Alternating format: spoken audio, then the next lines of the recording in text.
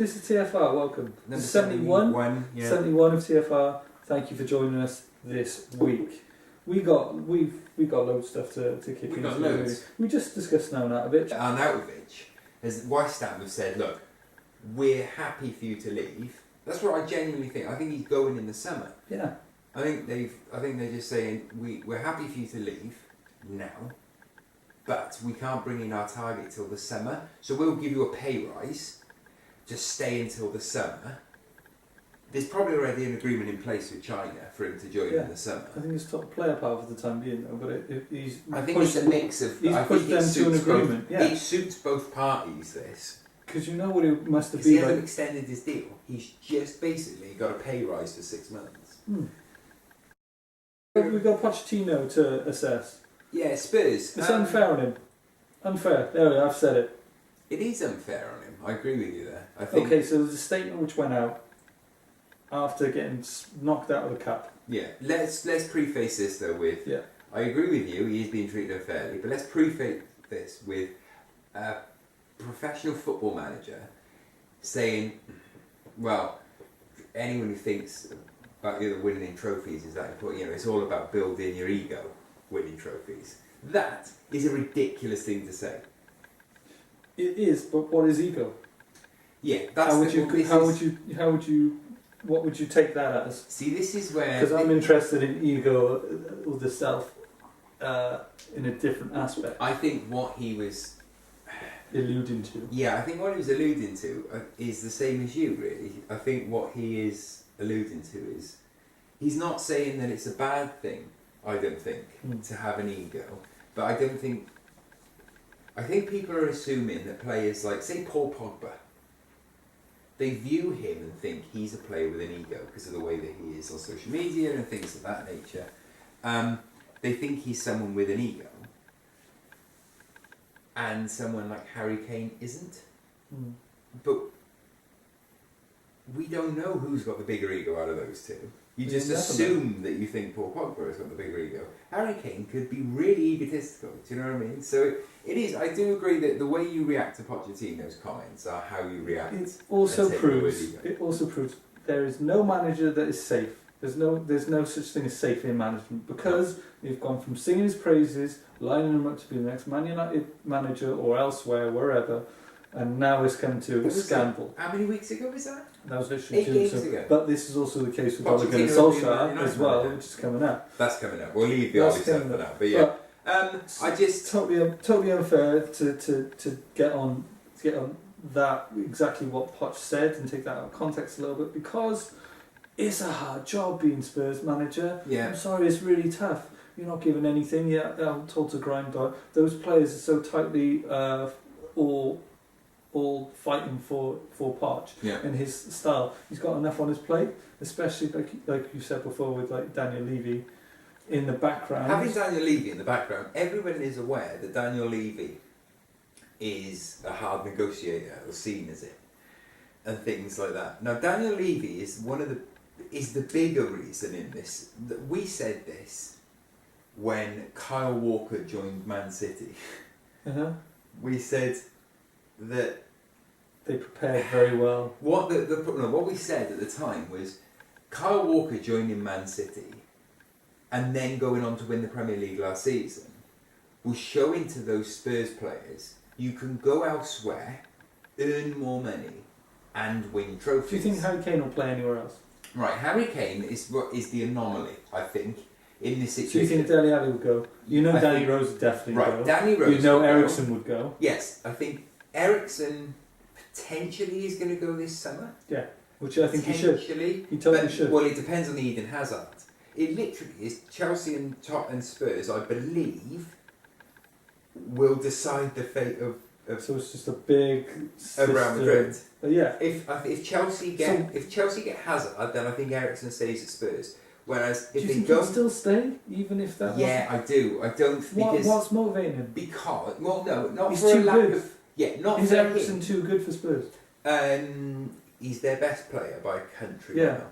But I like the Spurs squads. But the problem with Christian Eriksen is not that I think he would be like, oh, I want to stay at Spurs.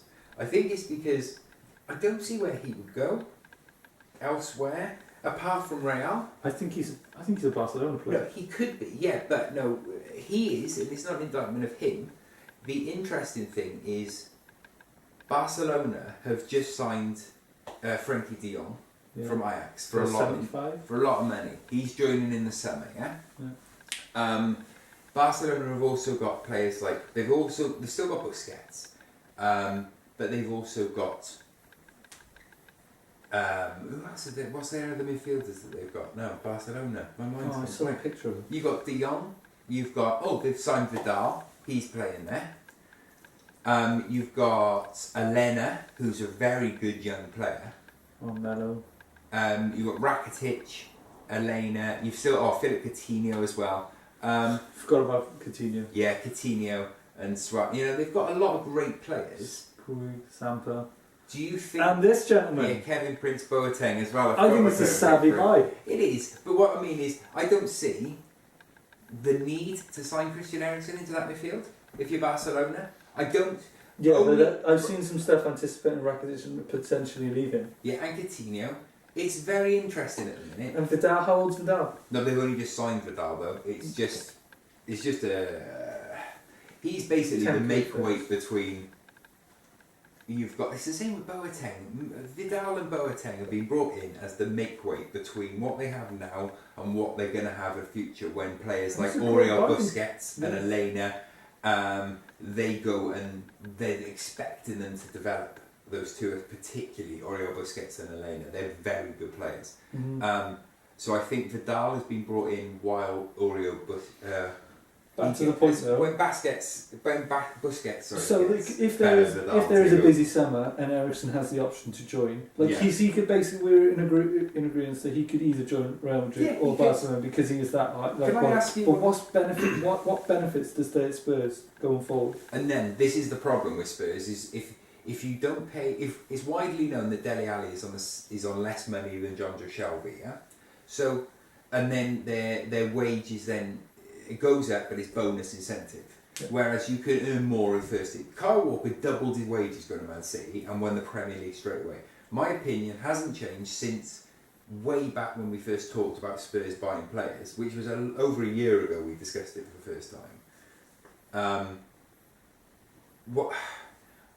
They either need to pay their players the same wages they could get elsewhere, or they need to start winning trophies. Because those players will leave. Ali will leave. Eriksen will leave. Well, if Poch goes, it'll be tough to keep that group together. I don't think. Who would they bring in? Spurs is their next managerial appointment is a question that's not being recognised enough. How good Pochettino jobs is Poch under pressure?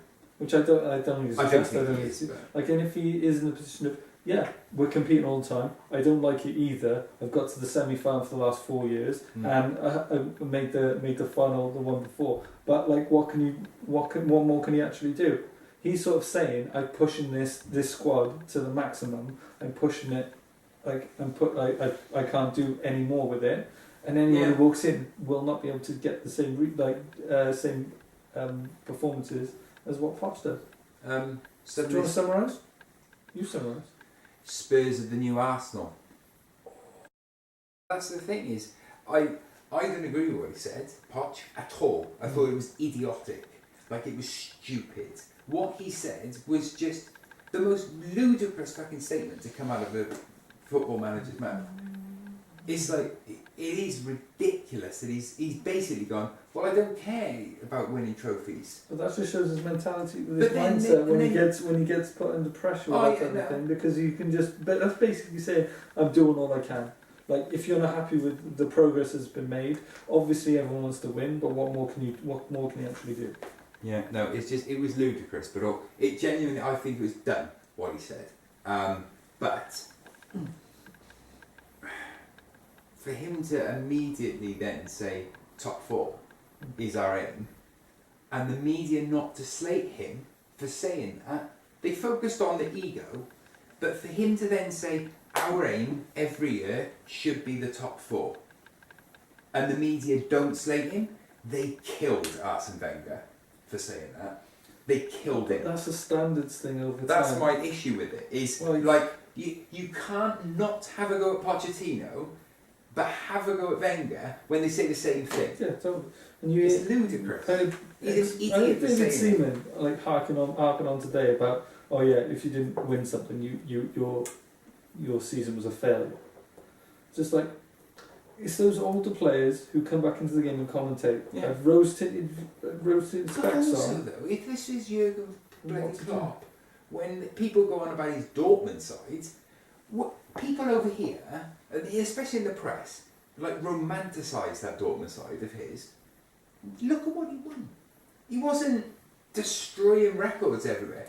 His Klopp's Dortmund didn't actually win a lot. No, however, they played such a great view. No, my point is they played such a great football, Klopp's Dortmund sides, that they were rightly applauded for it. Arsenal side, your sides of the last few years have played wonderful football and won the FA Cup. Yet people still criticise them. Arsenal and Dortmund are no different, except one is seen as an unfashionable London club, and one seen as a romantic German We've always side. said that it's unfair how Arsene Wenger has been treated. It's ludicrous. We've always said that as a start off, right? And Unai Emery's just finding the same sort of problems, it seems, at the moment. Yeah. What was great about Klopp, which you didn't bring up, was they were battling in the league and in the cups.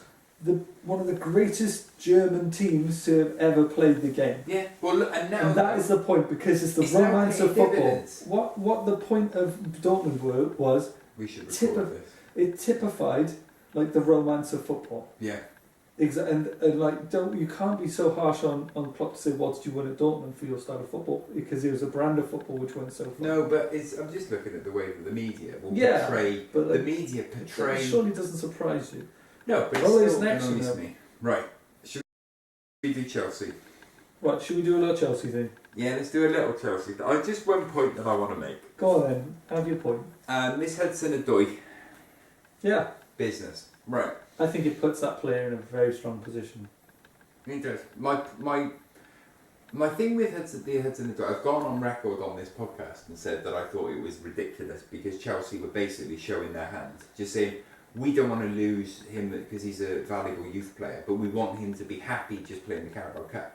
And now Jadon Sancho, whereas before that attitude would have kept players like, look at the Man United players that have come out of that academy, that have gone on into other careers but never quite had a huge career, like Dan Gibson, for example. What? Dan Gibson still was, he did well. He did all right. He's a good. Anyway, got a good career, but Chelsea. But what they want to do, that doesn't happen anymore because of Jadon Sancho. You won't get the Darren Gibsons anymore, but because Jadon Sancho has shown that, okay, well, if I'm being held back as a player, a young player in this country, I can be just as successful and still be eligible and being selected by the national coach and earn more money in a better league, in a great league, you know. So what I see from this whole Chelsea situation is there's no longer a feelings of spite and negativity towards players. Yeah. Like Andros Townsend came out with a tweet to say that was a club that he loved for so long. Yeah. And celebrate. Chelsea, the whole system is based on that mentality. Now, what's been proven from the likes of Kevin De Bruyne, Mo Salah, Lukaku. Yeah, that's my other point. Is right, off the back of those players, those mistakes. But off the back of those players, they wouldn't be those players. Like we discussed this before, they would not be those players unless they went and come back. Yeah. Who knows what they'd be like now? I think what's opened up is the Hudson-Odoi thing. It's just like, yeah, this is my time to shine, and German football is there, and I've got lots of options, and I will be looked upon in that way because of those mistakes. So they are the forerunners. The Kevin De Bruyne, the Lukaku, the Salah have put that in place for the youth. So that's a very enticing situation you've got in, especially because great players, especially English players, are under the limelight in terms of their potential. And so a lot of German clubs are to going come in. back. Well, Wolfsburg, Kevin De Bruyne. Yeah, well, look, German clubs have got this thing at the minute where they're openly admitting that the English the English youth system. And Italy Is, always had the they right said, answer. well, they've said that the English youth system at the moment is producing better talent than the German youth system. So they're getting a lot of functional players coming through the youth system in Germany, but we're getting quite a lot of flair players coming through. So like, you've got Jadon Sancho, you've got Hudson-Odoi, you've got Reece Nelson, you've got, even to a lesser extent, Maitland-Niles, you know? You've got these young players who are coming through. Jesse Lingard I'd include in this. There's exciting youth in Britain. The football, Marcus Rashford's part of this. There's a very exciting youth. But for English national youth. Very talented. You look at those players, they're talented and they're flair players. Do you know what I mean? Like Jesse Lingard, when he scores, he's almost Brazilian-esque. Do you know what I mean? In his attitudes. And Germany are looking at this and thinking, well, fine, we'd love some of that. Jadon Sancho's tearing apart. Yeah, but like it's important to understand that those players we discussed, like your De Bruyne's, your Salah's, like paved the way for this to happen. They did. So, and they found out, okay, they need to go back and to be sure of their abilities and come back even stronger. Yeah, come back. Because it adds fuel to the fire. It adds like fire in their belly. So I don't think it's a bad thing. It's to good. be under pressure, you grow. Yeah. Sum this up. To be under pressure, you need to grow. Be under pressure. The other way around. To grow, you need to be under pressure. Turns out 8 is the magic number. Is that not 9? A special number. Yeah, not 9. Are we gonna? Do you wanna talk United? Probably do. Yeah, Don't you? yeah, Probably let's do do every that. week, don't you? What I like about Man United.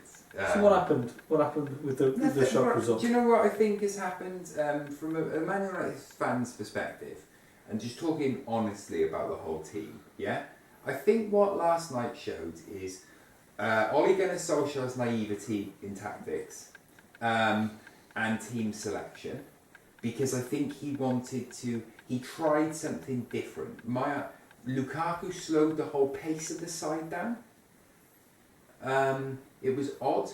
Alexis Sanchez came on and couldn't do it. What I think it highlighted actually is what a ridiculously important role players like Jesse Lingard are playing to this United team, and Ander Herrera in particular. I think it shows Herrera, how important those two are right now. In my opinion, they're always underrated. Yeah, they are. That's interesting. And also, what was nice for me is it was a game. All right, we didn't win it. But I've said that it's not about that always for me in football. I don't need that to support my club. You know, like I've said countless times, I'd support Man United if we were in the Conference North. You know, so whether we win or not, it isn't going to affect my love of watching the club. It was and it still got me off my seat. Yeah, totally. It was a good run. That's what I'm saying. There's anything wrong with that. It was lovely. But what I fear is the next 5 fixtures of Man United. They've got a brilliant February. It is brutal. I can't wait to see it. Yeah, it's brilliant. Because I think they need to come out swinging with exactly. PSG. I don't understand. How do you do that against PSG? Okay, the PSG game I cannot wait for. And can I take it from the football fan perspective in me? Yeah. Can I tell you something? It's the game I wanted the least. Because the football fan in me wants the Man United fan in me wants to see us lift the title. I do like watching PSG, as you are aware. I watch a lot of French football, and I do enjoy watching them play, I'll admit it. But then the football fan in me, as well, wants to see Gigi Buffon lift the Champions League this season. Not next, this. Because, I know, he's a beautiful man. So obviously I want Man United to go through. He's 41. But this season, he left Juventus widely sort of, accredited to the fact that he wanted, as he was leaving, PSG offered him another way into the Champions League, basically, is what I'm saying. To achieve that. Yeah, he had decided to leave Juventus. That's what he did. And then PSG, he's actually, there's a very good interview with him. He's on the front cover of 442 magazine this month. Other magazines are available, but that is the best one. And he's on the front cover and he talks in there about how he was ready to retire, but then PSG came in and said, look, what we need right now is somebody to come in and to add a little bit more a tradition into the dressing room. and like an authority figure. Yeah, respect and authority. And yeah, that's what they brought him in for, to be that. And he's aware of this, and he's like, because they asked me that way, and I would be not first choice, I'd be rotated. But they wanted me to come in as the elder statesman. I thought it was an interesting project. But they genuinely could win the Champions League this year. Yeah, well, they're my favourites. They're my favourites. Yeah, and if PSG do, in the same year that Juventus are favourites too, that will be like Buffon. That's your final, isn't it? Buffon stopping. I don't think he'd play it. I genuinely don't think. Right, this Man United section's gone into a Buffon loving, but I think if PSG play Juventus in the final of the Champions League this year, I don't think Buffon will play it. I think he'd refuse. I do.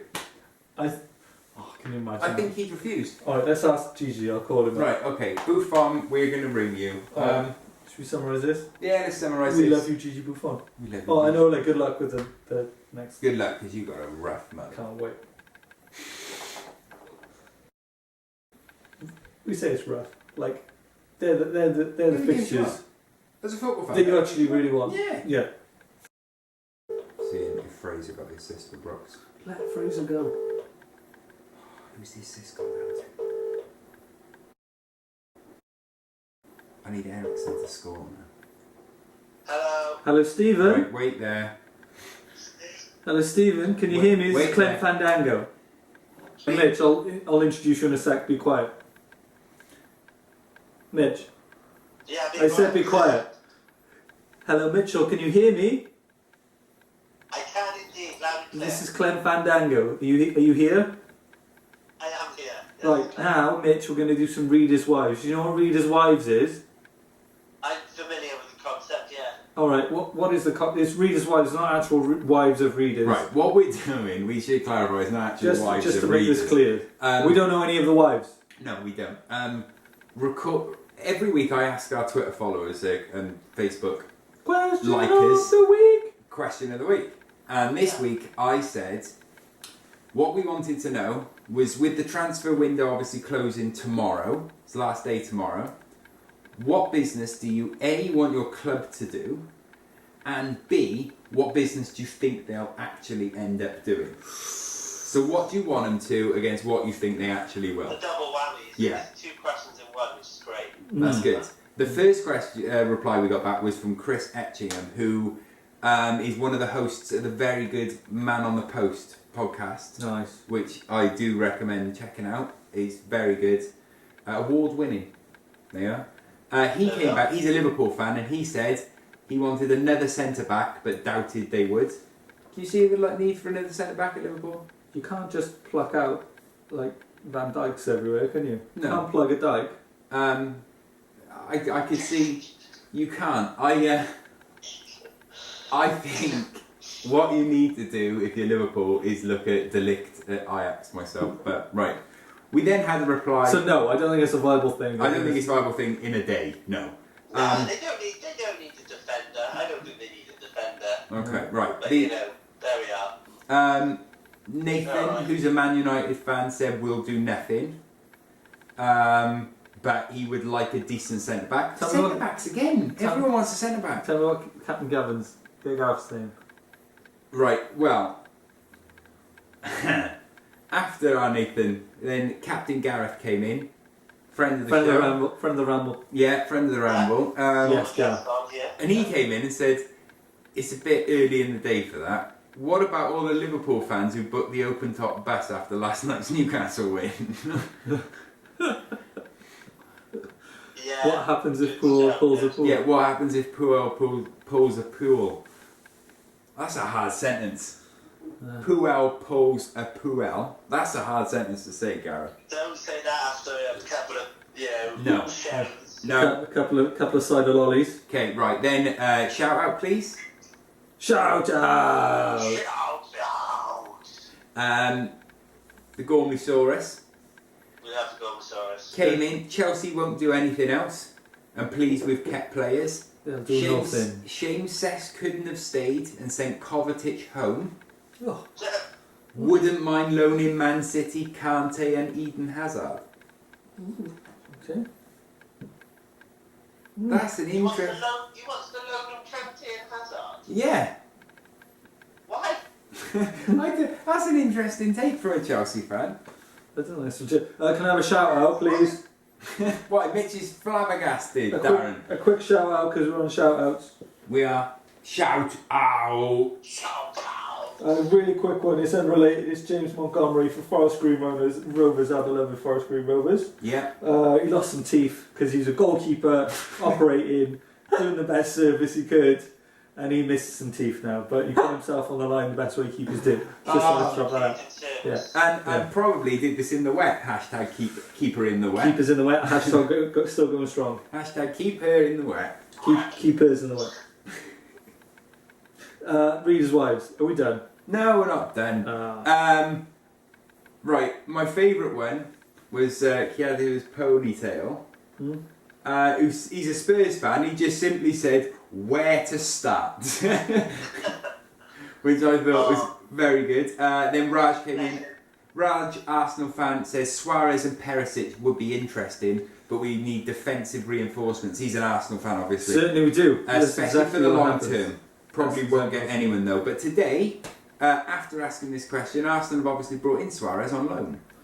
Yeah, I don't know how much you're going to be used on loan though. It's interesting. It's interesting. Right, Mitch, because you're the guest, could you sum this section up for me, please?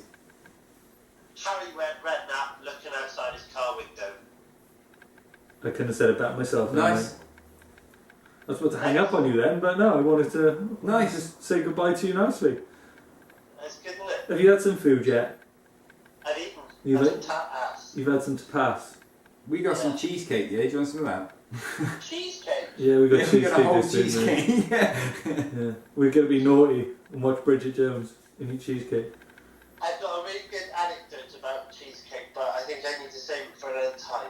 Okay. Like I had the better anecdote, I've got another anecdote about me eating cheesecake, which I think you'll enjoy, but I feel like I need to tell you in person, to be honest. Nice. I'm looking forward to that. The cheesecake. Just write it. Right. Can you write it on the schedule for next week? Yeah. I don't know. Are you gonna be here, or are you gonna go on to another cheesecake story. signing tour for this jingle fame that's gone to you? I'm definitely gonna be there next week. So make sure write it down.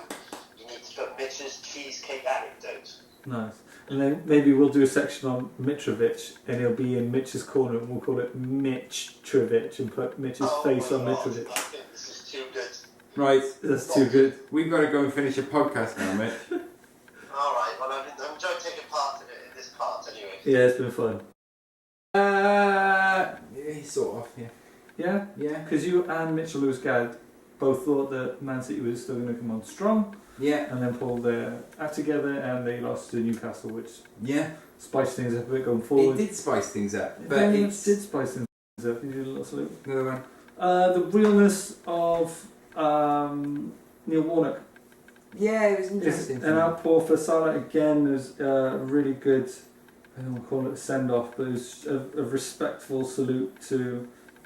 Yeah, I thought he handled himself very, very well. But this week, it came out that Neil Warnock's just really finding it difficult, but he's got to be strong in front of the team players because it's an awkward situation to find stuff, and he's never experienced it before. So much so, it seems like he's in a bit of an existential crisis in terms of actually finding the deeper meaning and understanding, okay, on the grand scale of things, what can you actually do? Yeah. What can you actually do? And it throws everything into question. And you just don't see that. We don't hear managers be that authentic in their approach, because it is a huge thing and a massive psychological thing that's going on as well for all the players involved. It would make you question everything. But I've never seen that before. Yeah. As a result of the situation that is afoot. It is Neil Warnock has certainly handled himself a lot better this week than he has done recently in the media. I think that's fair to say. He's been coming off very, very badly recently. He's shown another side to him. He's very human and things like that. There's been so many nice touches about the Salah thing, from other clubs and other footballers, and I genuinely think it's impacted Warnock how much he cares. Yeah. I think it's interesting. His reaction is deeper than it seems.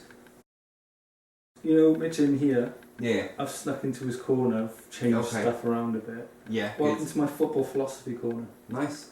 I want to introduce everyone today, or tell people about an existentialist philosopher called Albert Camus.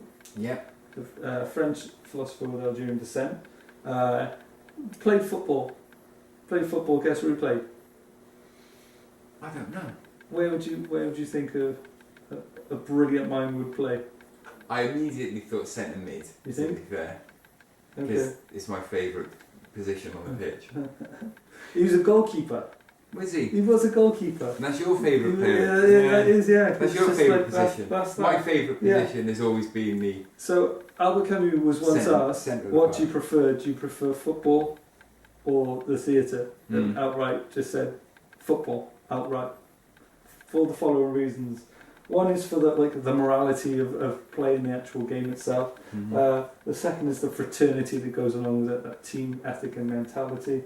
And the other is common purpose, because everyone on that pitch has got a role to play, and everyone sticks in, but everyone is fighting for one another. I just wanted to introduce a bit of nice. Camus. He's well worth going in. I like what you've done with the place. Yeah, and sport in general. I've been trying. You've smartened this corner right up. Yeah, it's tidied up. It's sheened up a little bit. You're listening, Mitch. He's tidied it right up. Your cushions have been fluffed and everything. And it comes down to football, which we've been getting to grips with the last few weeks, right? Like why we enjoy sport in general, for the camaraderie, for this, that, and the other.